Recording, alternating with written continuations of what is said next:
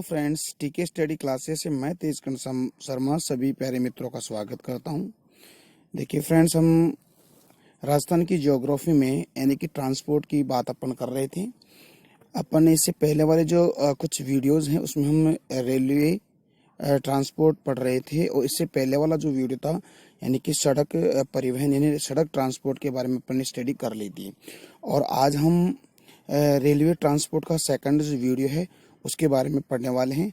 First जो video था उसमें हमने जो रेलवे के कुछ बेसिक बातें और साथ ही हम जो रेल लाइन यानी कि पटरियों के दूरी के आधार पर जो रेल को 3 भागों में डिवाइड किया था, जैसे मीटर गेज, नैरो गेज और ब्रॉड गेज के बारे में अपन अध्ययन कर लिए थे। आज हम राजस्थान में जो रेलवे परिवहन है उसकी हम बात करने वाले हैं।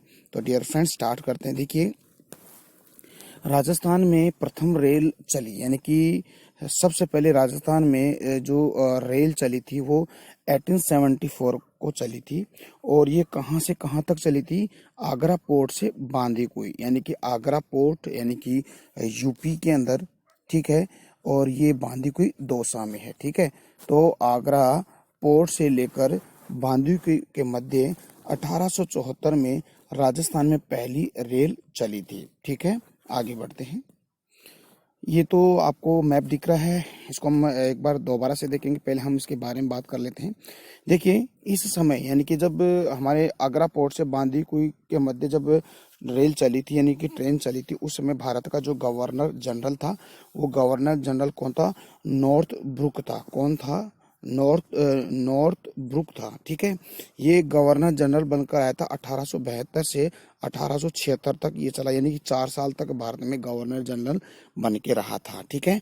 तो इसी के शासनकाल में राजस्थान में आगरा पोर्ट से बांदीकुई के मध्य ट्रेन चली थी, ठीक है। इस रेल को मालवा राजपूताना प्रोजेक्ट के अंतर्गत चलाया गया, यानी कि ये जो रेल है ये मालवा राजपूताना प्रोजेक्ट एक प्रोजेक्ट था, ठीक है। उसके अंतर्गत ये रेल चली। तो बहुत इंपॉर्टेंट है, ठीक है। क्वेश्चन पूछा जाता है कि राजस्थान के अंदर जो प्रथम रेल यानी कि आगरा पोर्ट से बांदीकुई तक चली थी वो किस प्रोजेक्ट के अंतर्गत चलाई गई थी? तो आपको बताना है मालवा राजपूताना प्रोजेक्ट के अंतर्गत ये चलाई गई थी, ठीक है। आगे बढ़ते हैं।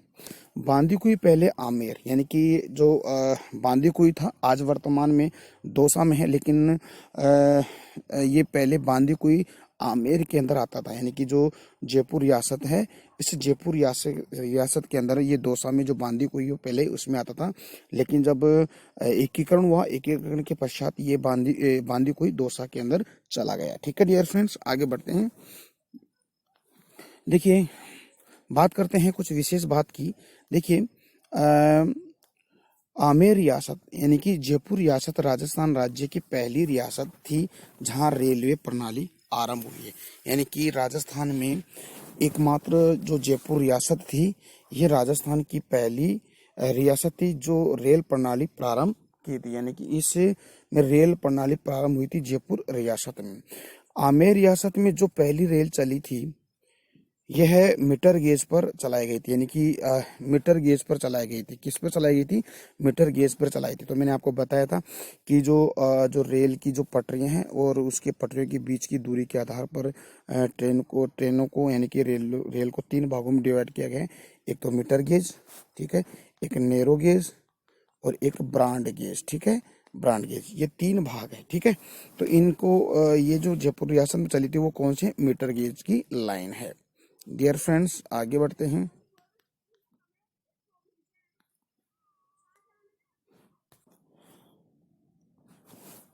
डियर फ्रेंड्स, देखिए, अगला हमारा जो टॉपिक है, हम रेल बजट के बारे में अध्ययन करेंगे और अक्सर यहीं से क्वेश्चन आता रहता है एग्जाम्स के अंदर। तो देखिए, हम रेल बजट के बारे में बात करते हैं। तो सबसे पहले बात अगर करें तो रेल बजट सबसे पहले ब्रिटिश सरकार के समय में पास किया गया था, यानी कि जो रेल बजट था यानी कि रेलवे के लिए अलग जो बजट की जो व्यवस्था की जाती थी वो ब्रिटिश सरकार के समय पास किया गया था, यानी ब्रिटिश सरकार के समय में पास किया गया था, ठीक है।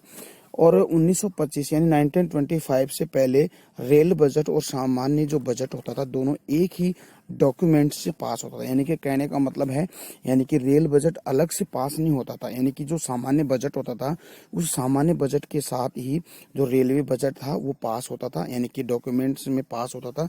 वो 1925 यानी 1925 में ये होता था। तो आपको ध्यान रखना है, जो रेल बजट है 1925 से रेल बजट सामान्य बजट के साथ ही पास होता था। लेकिन आगे आगे की बात अपन करते हैं, सामान्य बजट के भीतर ही रेल बजट होता था, ये तो बात आपको मैंने बता दिया।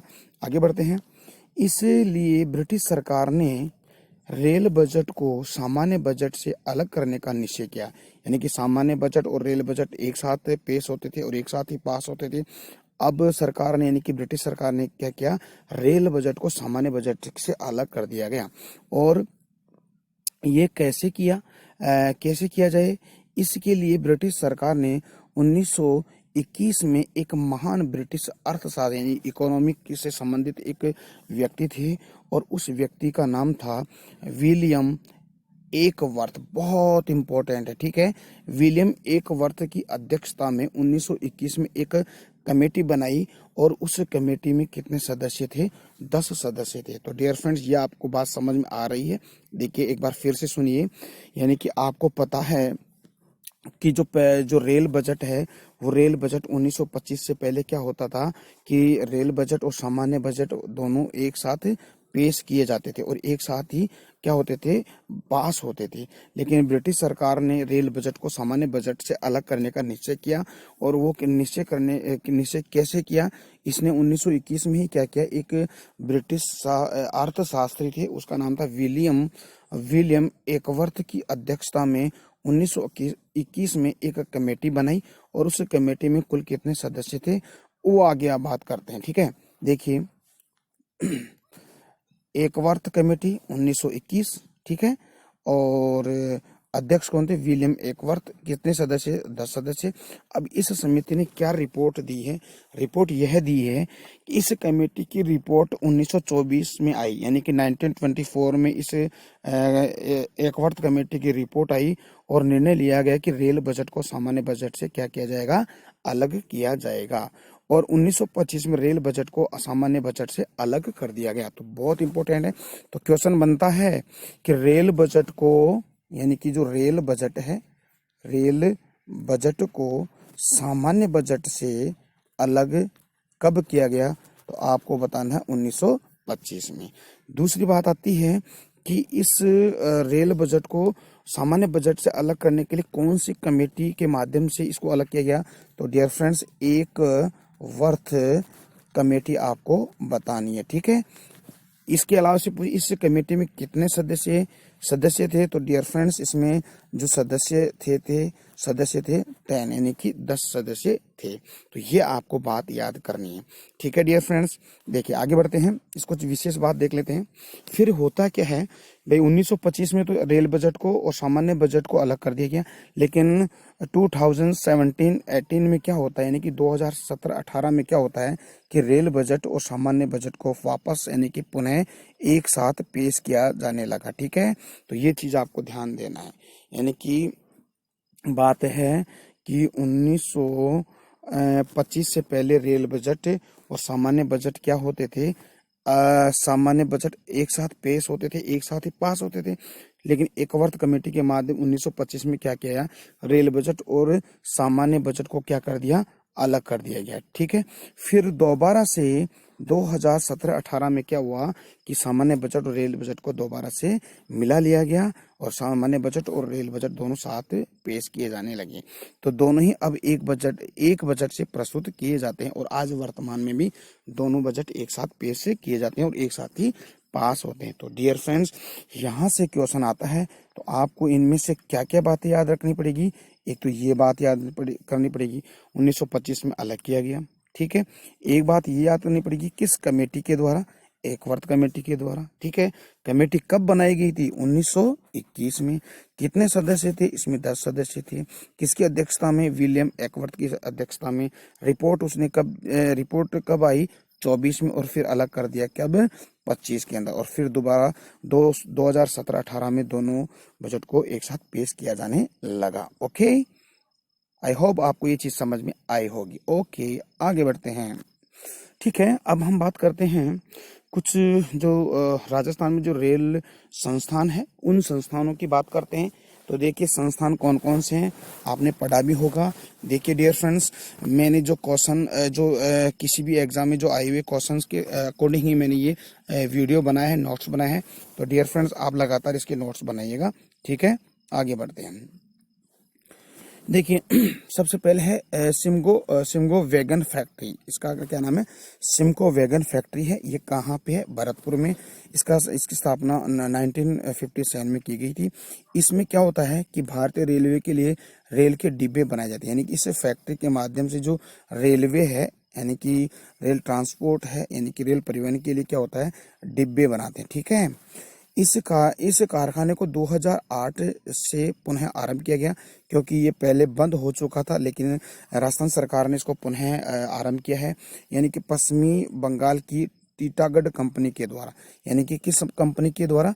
जो पश्चिमी बंगाल की एक टीटागढ़ कंपनी, उसके द्वारा इस सिमको वैगन फैक्ट्री को पुनः दोबारा से आरंभ किया गया, क्योंकि 2008 से पहले ये बंद हो चुकी थी, लेकिन पश्चिमी बंगाल की टीटागढ़ कंपनी के द्वारा इसको वापस से दोबारा से स्टार्ट किया है।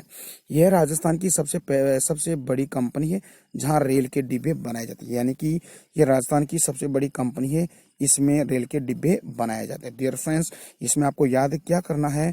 आपको याद ये करना है कि एक तो कहाँ पे है, ठीक है, और ये क्या करती है? ये रेल के डिब्बे बनाती है, क्योंकि ये 2008 से पुनः इसको प्रारंभ किया गया, क्योंकि 8 से पहले ये बंद कर दी गई, लेकिन पश्चिमी बंगाल की एक कंपनी है, यानी कि टीटागढ़ कंपनी के द्वारा इसको दोबारा से इसको पुनः स्टार्ट किया है। तो डियर फ्रेंड, समझ में है? आगे बढ़ते हैं। दूसरी संस्थान है डीजल लोको एवं यार्ड। ठीक है, तो देखिए ये फुलेरा में, आपको पता है फुलेरा कहाँ है? आपका फुलेरा कहाँ है? जयपुर के अंदर है। कहाँ है?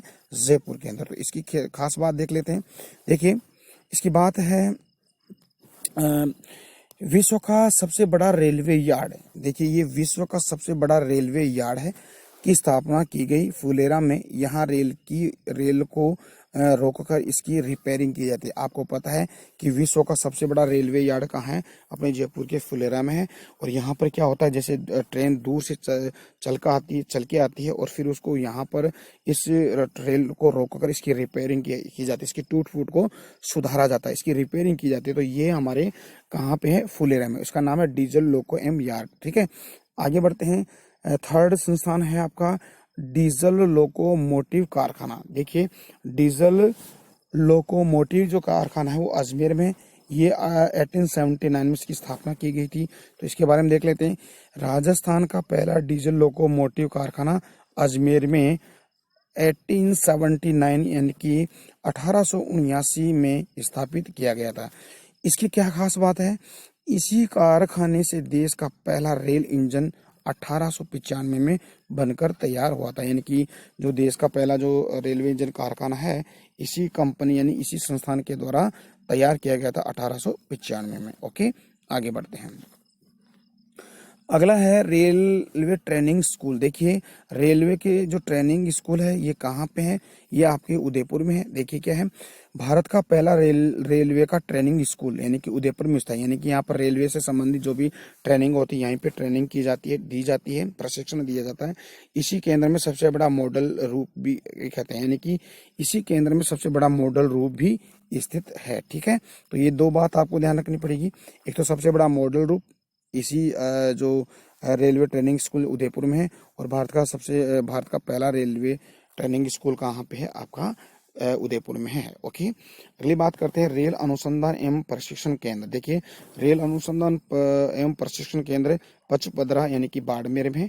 यहाँ पे क्या होता है कि तेज रफ्तार वाली जो ट्रेन है, यहाँ पर तेज रफ्तार वाली ट्रेनों का प्रशिक्षण किया जाता है। और यहाँ पर ये जो ट्रेनें हैं 180 किलोमीटर की रफ्तार से यहाँ पे चलती है, तो बहुत इंपॉर्टेंट है। ठीक है, तो ये आपको बात याद रखनी पड़ेगी। ओके, 180 किलोमीटर रफ्तार से दौड़ने वाली रेलों का क्या किया जाता है, यहाँ पर प्रशिक्षण किया जाता है। आगे बढ़ते हैं डियर फ्रेंड्स, अगला है संस्थान छठे नंबर पे भवानी मंडी रेलवे स्टेशन। ओके, एक मिनट, यस, हाँ, भवानी मंडी रेलवे स्टेशन आपका झालावाड़ में है।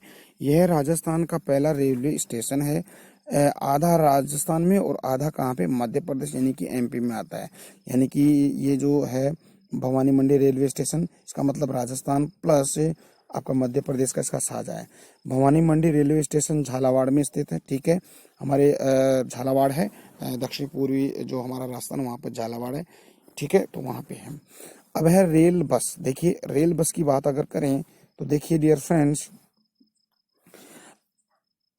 देखिए रेल बस रेल की पटरियों पर चलाई जाने वाली बस है। यानी कि ये जो रेल बस है ना, ये रेल की पटरियों पर चलाई जाने वाली बस है, क्योंकि यह बस की संरचना वाली है, क्योंकि इसकी बनावट कैसी है, बस की संरचना जैसी है।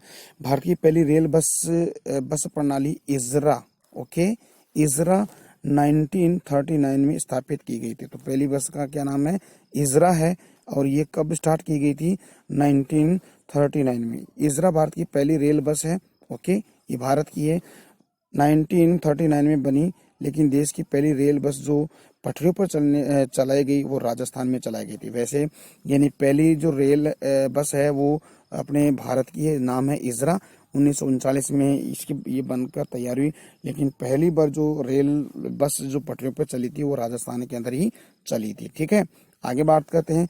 देश की पहली रेल बस 12 अक्टूबर 1994 में ब्रांडगेज पर चलाई गई। ठीक है, देखिए सबसे पहली जो रेल चली थी 12 अक्टूबर 1994 में ब्रांडगेज, यानी कि जो पटरियां थी बीच की दूरी, ब्रांडगेज, ओके, उस पर ये चलाई गई थी। और कहां से कहां तक चलाई गई थी डियर फ्रेंड्स, ये भी आप देख लीजिएगा। ठीक है, देखिए ये मेड़ता रोड से मेड़ता सिटी, यानी कि मेड़ता रोड से मेड़ता सिटी, यानी कि नागौर के अंदर ये चलाई गई थी। ठीक है, देखिए राजस्थान में दूसरी रेल बस बीकानेर से कोलायत, यानी कि बीकानेर से कोलायत, यानी कि बीकानेर में ही चलाई गई थी। ठीक है, तो डियर फ्रेंड्स आपको क्या याद करना है कि देश की पहली रेल बस कहाँ चलाई गई थी और कब चलाई गई थी। देखिए हमारे राजस्थान के नागौर जिले के अंदर, यानी कि मेड़ता रोड से मेड़ता सिटी के मध्य चलाई थी 12 अक्टूबर 1994 में। दूसरी रेल बस चली थी अपने बीकानेर में, बीकानेर से कोलायत के मध्य। ओके, देखिए आगे बढ़ते हैं। थार एक्सप्रेस की बात करते थे, ये बहुत इंपॉर्टेंट है। ठीक है, ये जो थार एक्सप्रेस है 17 फरवरी 2006 यानी कि भारत और पाकिस्तान के मध्य चलती है। और ये कहाँ से कहाँ तक चलती है डियर फ्रेंड्स, तो देखिए बहुत इंपॉर्टेंट है, इसको आप याद कर लीजिएगा, क्योंकि ये क्वेश्चन अक्सर आता रहता है। देखिए खोखरा पार, यानी कि खोखरा पार सिंध, यानी पाकिस्तान से मुनाबाब, यानी कि ये मुनाबाब कहाँ है, अपने बाड़मेर में। समथिंग 2.5 किलोमीटर, 2.5 किलोमीटर के मध्य ये चलाई जाती है। देखिए पहले जैसे मुनाबाब, यानी कि गडरा रोड तहसील पहले और अब है मुनाबाब तक चलती है, यानी कि ये 0 स्टेशन से वर्तमान में चलती है। ठीक है, तो देखिए ये गडरा रोड से बाड़मेर के मध्य चलती है और सिंध प्रांत के तक चलती है। ठीक है, तो डियर फ्रेंड्स आगे बढ़ते हैं। अगली बात है जयपुर मेट्रो की बात करते हैं। तो देखिए जयपुर मेट्रो कब बाहर जयपुर में चली थी, 24 फरवरी 2011 के अंदर। कहाँ से कहाँ तक, मानसरोवर से चांदपोल के मध्य चली थी। ठीक है, और ये कितने किलोमीटर चली थी, 9.7 किलोमीटर के मध्य चला था। ठीक है, 3 जून 2015, ठीक है, 3 जून 2015 को ये चली थी, चांदपोल से लेकर मानसरोवर के मध्य। कुछ विशेष बात देख लेते हैं। देखिए डियर फ्रेंड्स, देखिए बांसवाड़ा और प्रतापगढ़ में रेल मार्ग नहीं था, लेकिन 2011 में अब दोनों जिलों में रेल मार्ग का कार्य प्रारंभ हो चुका है। यानी कि ये जो बांसवाड़ा है, प्रतापगढ़ में पहले रेल मार्ग नहीं था, लेकिन अब 2011 से क्या है, यहाँ पर भी रेल मार्ग का कार्य प्रारंभ हो चुका है। यानी कि अब आने वाले समय में क्या होगा कि यहाँ पर भी ट्रेन चलेगी। ओके, बांसवाड़ा और प्रतापगढ़ में। डियर फ्रेंड्स देखिए डियर फ्रेंड्स, ये हो गया आपका रेल परिवहन। ठीक है, अगला जो हमारा टॉपिक रहेगा, अगला जो वीडियो रहेगा, वायु परिवहन के बारे में अपन पढ़ेंगे। तो डियर फ्रेंड्स, मेरे साथ आप बने रहिए, और ऐसे ही अगर आप बहुत ही बेहतर तरीके से आप मेरे साथ पढ़ना चाहते हो, स्टडी करना चाहते हो, प्लीज़ अपना जो टीके स्टडी क्लासेस जो चैनल है उसको लाइक, शेयर और सब्सक्राइब करना ना भूलें, और अपने दोस्तों यानी कि फ्रेंड सर्कल में इसके लिंक को शेयर कीजिएगा। ओके, फिर हम कल मिलते हैं एक नए टॉपिक के साथ। तब तक के लिए मैं आपसे इजाज़त लेना चाहता हूँ। धन्यवाद। जय हिंद, जय भारत। Bye bye.